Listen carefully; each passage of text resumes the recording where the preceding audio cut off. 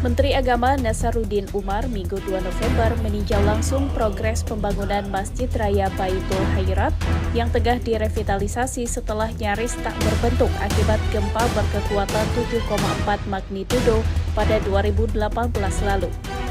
Menak yang didampingi Gubernur Sulawesi Tengah Anwar Hafid meninjau sekaligus menandai tahap akhir revitalisasi sebelum proses serah terima yang dijadwalkan pada 15 November mendatang. Nasaruddin menyebut Masjid Raya Palu merupakan simbol kebangkitan Sulawesi Tengah setelah diterpa bencana. Dengan kubah yang terbesar serta penggunaan teknologi canggih, diharapkan dapat menjadi role model pengembangan masjid modern di wilayah kawasan timur Indonesia. Sehingga nantinya diharapkan akan memiliki kontribusi yang besar dalam menciptakan masyarakat Muslim yang moderat serta menebarkan kedamaian agar masjid tidak hanya berfungsi sebagai tempat ibadah, namun juga sebagai pusat kegiatan sosial dan pendidikan umat. Kita mencontoh Masjid Nabi. Masjid Nabi itu bukannya dipakai sebagai tempat beribadah hanya 20%. Masjid Nabi itu berfungsi sebagai rumah sakit, korban perang itu dijahit rumah sakit. Masjid Nabi itu berfungsi sebagai sekolah, anak-anak kecil sampai orang dewasa. Masjid Nabi itu kantor pengadilan, Masjid Nabi itu balai pertemuan, Masjid Nabi itu juga kantor, Masjid Nabi juga dipakai untuk mengontrol.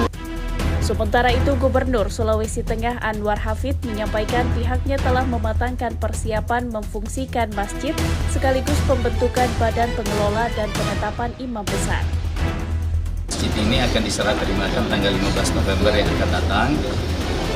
Kita sangat berterima kasih kepada Pak Menteri yang hari ini sebelum diserah terimakan beliau langsung meninjau masjid ini. Dan yang kedua bahwa persiapan kita untuk pemfungsian masjid ini sementara kita persiapkan termasuk badan pengelola, kemudian tadi disampaikan siapa imam besarnya, siapa para imam dan juga muazin juga.